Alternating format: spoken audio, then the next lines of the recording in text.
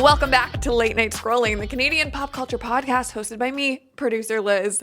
Y'all, is this what Mariah Carey feels like at Christmas when she's defrosting to get that #1 single again? Because I don't know about y'all, but seeing the TIFF 50 announcement today, oh, I feel like we're so back. We are so back. So let's begin our very special coverage series of TIFF 50 right now and talk through what this big announcement is and what it means for the festival. But before we jump into it, let me set the scene for y'all, because every year we do TIFF coverage here on Producer Liz and now on the Late Night Scrolling podcast. And every year we find all kinds of new friends who are joining us for the first time. So if you're new here, hey, I'm Liz. I'm a Canadian pop culture commentator based out of Halifax and Toronto. And every TIFF I bring y'all behind the scenes of the red carpet and press madness. This is the 50th year of the Toronto International Film Festival, and the bar is high for what to expect out of this year. And this first wave of announcements has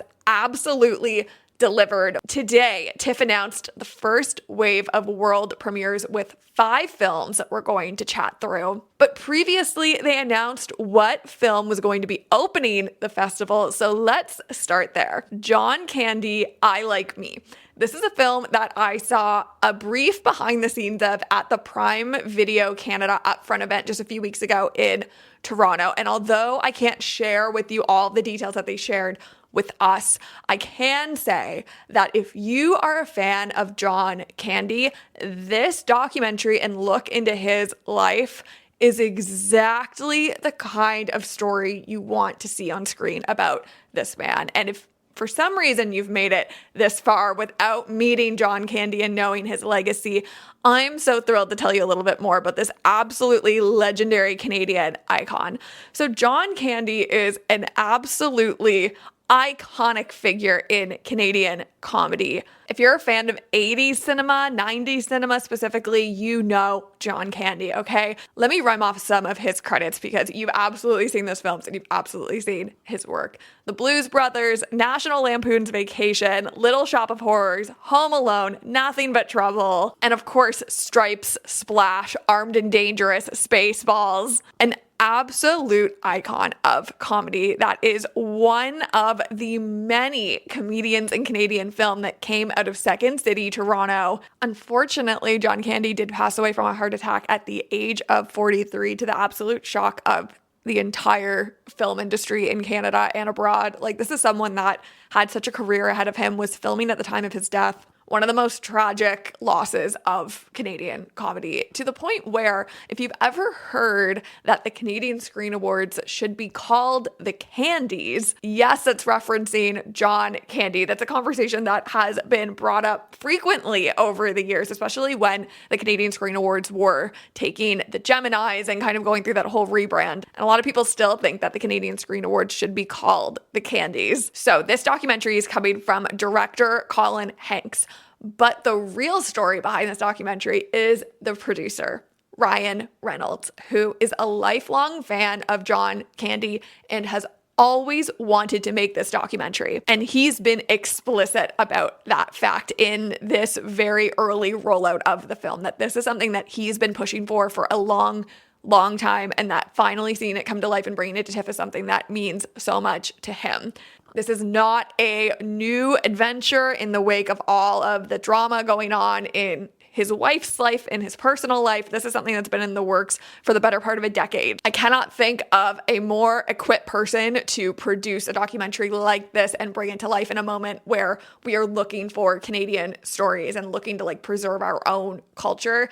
Whatever people think of Ryan Reynolds, he's been such a part of that in the last few years and has done so much work with the Canadian Walk of Fame, working with sick kids to be invested in Canadian culture and giving back to the community. And you might look at this documentary and see it as another example of being a part of the culture and making sure we're not losing our own figureheads and losing our own icons. So it looks like we're getting a behind the scenes look into John Candy's life outside of film. We're getting intimate access to never before seen home videos, his family, what he was like in his personal life, the joy that he brought to the people around him and to audiences. It's going to debut globally on Prime Video. So this is going to be a documentary that will be accessible to everyone after TIFF, but it will open the Toronto International Film Festival. And when they first announced this, my reaction was, I have to start testing out waterproof mascara now, because this is going to be a documentary that makes us cry from laughter as much as it will nostalgia and missing someone like this in our industry. We have never had another John Candy. There will never be another John Candy in Canada or in comedy, period. So it's going to be an emotional night. I imagine the audience at this premiere is going to be so many of his colleagues, people in the Toronto comedy and in the film scene that miss him, that knew him, that want to take part. I have to liken it to what it felt like to be at Prime Video's premiere for the Tragically Hip, which also was very early on in the programming of TIFF 49 last year. That audience included so many Canadian icons, the Bare Naked Ladies, Jay Baruchel, so many singers, so many folks that look to the Tragically Hip for inspiration, that knew them, that loved them. And that audience cried. I cried. We all cried our whole way through that documentary. Like, it really set the tone of what it means to be in a room that could only happen at the Toronto International Film Festival, where it's so Canadian. It's so people that want to see our stories on the big screen, that want to celebrate our icons and our stories. This is going to have very similar energy. So it's really great to see Prime Video bring this to TIFF and kind of give it a room to live in where people can remember together. Now, that was previously announced on June 4th. So what is the big announcement that dropped today that caused me to drop my lunch and turn on the camera to film this for y'all? So this morning, TIFF announced the first wave of world premieres with 5 announcements. This is truly just the tip of the iceberg when it comes to the film premieres we're going to see. There's usually multiple premieres per day, per night. So seeing only 5 is just the beginning to give us a sense of all the incredible films to come.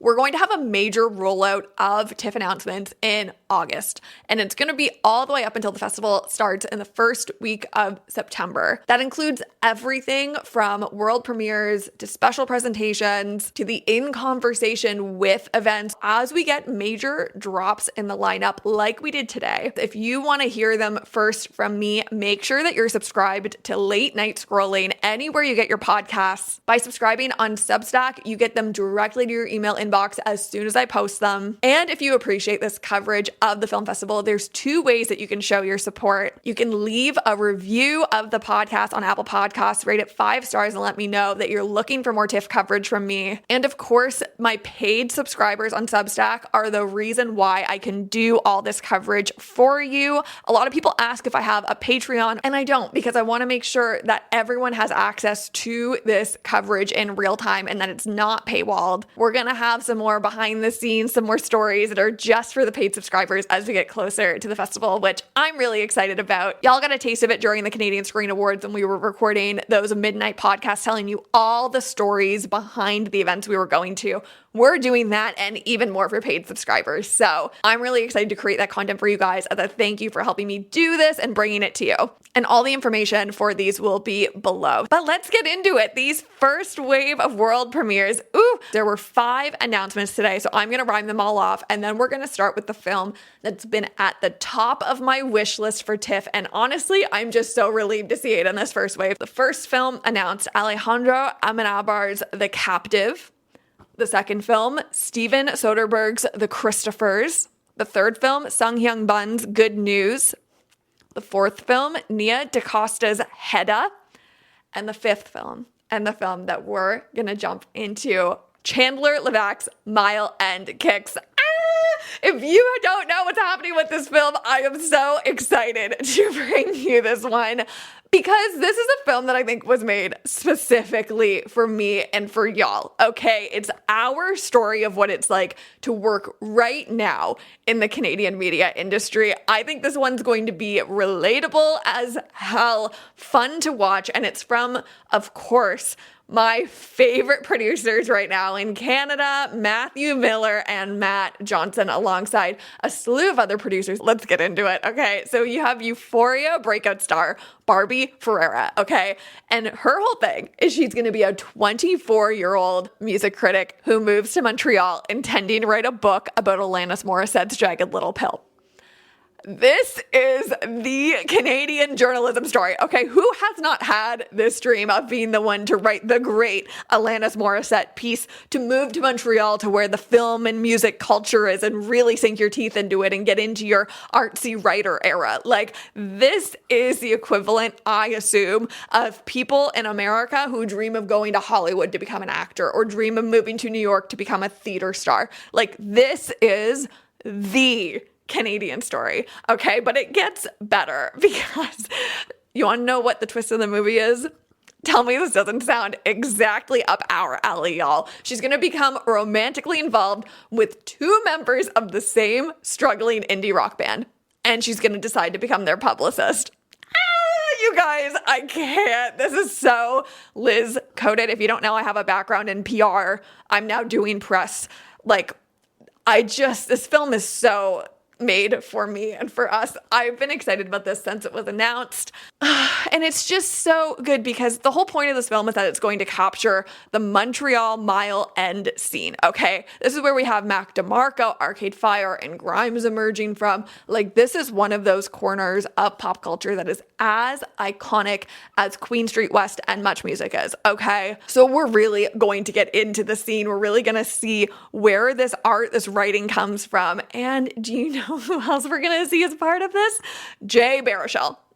He's starring in this film as well. I truly can't. Like, if you go back a few episodes of the podcast, you'll see an episode with the film tripper and I where we're talking about how much we love Jay. It's not the episode we sat down to record, but it is the episode we ended up with, you guys. Is it a heat wave outside or is it getting hot in here? Like, I can't tell anymore. Also starring in this film, you have Devin Bostick from Oppenheimer. You have Stanley Simons from The Iron Claw. But as excited as I am for this, somehow I have yet to tell you the best part of this entire thing. Are you ready? I don't think you're ready. The director of this film, okay, is someone that has done one of the most iconic Canadian films of the 2020s. Y'all know the film I Like Movies. It made such a splash at TIFF. It won the Canadian Screen Award in 2023, I believe, for editing, and it's from the iconic director Chandler Levac. You guys, this is going to be one of the biggest Canadian films of the entire festival. Now, a hot tip for y'all to watch for, okay? This film is being distributed by Elevation Pictures in Canada. And if Elevation Pictures does one thing right at TIFF, it's their red carpets, okay? I was at the Rumors carpet with them. They brought the huge brain that you see in the film to the red carpet. Like, we had a huge brain on wheels that walked the red carpet. You could get photos with it. If you go way back on my Instagram reels, you'll see I did an entire video with it because I was just so obsessed. It was so iconic. They know how to make a good TIFF red carpet moment. So I'm imagining for this, we are really gonna have a star-studded fun time. I'm just so relieved, honestly, that this is in the lineup. I don't have to worry about it anymore, because I get worried with these films that I'm so excited for that they're not gonna make it to the TIFF lineup, especially a year like TIFF 50 where you know everyone wants to have their films in this lineup. Like, we're talking one of the most iconic moments of film festival season. Now, of these 5 films that were announced, this is the film that takes the big Canadian spotlight spot. That is a hard word to say. Alongside the previously announced John Candy documentary, those are the 2 Canadian films that we know are coming to TIFF. These other films are not Canadian productions. They, in fact, hail from Spain/Italy, South Korea, the United Kingdom, and the United States, truly making this an international film festival. Of course, we're going to have more Canadian films that are joining the lineup. We'll have lots more excitement to talk about from the Canadian scene, but to quickly touch on these other films, there's a really great Deadline article that dropped that kind of broke down these articles for us. So I will link it below if you'd like to read more. But let's start with the Christophers. This will be Steven Soderbergh's 10th, yeah, you heard that right, 10th time at TIFF, okay? The credits go all the way back to 1999, The Limey, and as recently as last year, Presents. The Christophers is a film that follows the estranged children of a once famous artist who hires a forger to complete his unfinished works so they can be discovered and sold after his death. Starring Jessica Gunning, Ian McKellen, Michaela Cole, and James Corden. Y'all, are we getting James Corden at the Toronto International Film Festival this year? Has James been to TIFF before? This is going to be a big moment if James Corden is taking on downtown Toronto. I think people will be excited to see him. I don't know if he's actually come to Canada all that much. Like, I can't actually think of a time James Corden has been in downtown Toronto accessible to the fans. He's probably going to be a big pull for people that really liked the show. I know like American audiences are kind of feeling like they've had enough of him, but the TIFF audiences are very interesting because you do have the opportunity to get very close to the stars on the barricades of those big red carpets, and people don't come to Toronto with like direct access to fans like this in many opportunities other than TIFF. Certainly when we had Much Music, that was very much a thing as part of the Queen Street West culture, but not so much anymore. So I could genuinely see James Corden being such a huge pull of this. But of course, this lineup is stunning. Like Jessica Gunning, we know from awards season, I think she's going to be a big pull.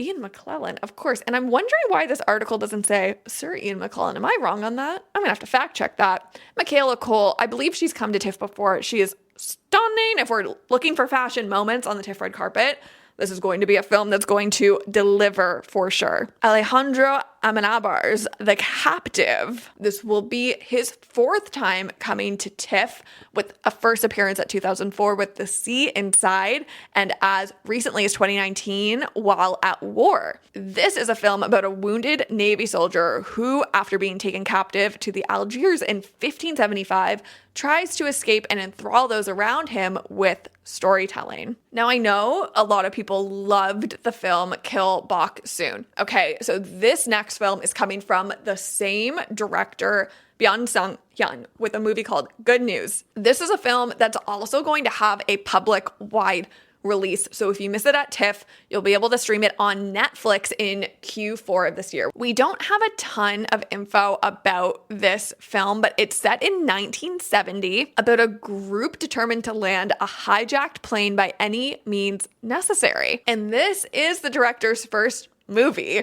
to come to TIFF. It's very fun to have first time at TIFF directors come. They're always so excited because the crowds are so engaging at these premieres. So this feels like a very good fit. It feels like a great moment for Netflix to bring this K-drama thriller. I'm definitely excited to see this one and to see who from the cast is going to be coming to accompany the film. We don't have all that info in this announcement today. Another first time at TIFF director joining the festival this year is DaCosta with the movie Hedda, which stars Tessa Thompson and is the focal image of today's entire announcement. This is a very interesting film because it is a reimagined take of the 1891 stage drama Hebba Gabler about a bored newlywed and daughter of General Gabler. It's always fun to see a film that has like a strong reference point that people can go back to. You often hear it in like the industry conference spaces around the coffee maker. People are like debating original source versus whatever is like new about this film. So I imagine this is going to be a very, very buzzy one with critics that people are going to be dying to see.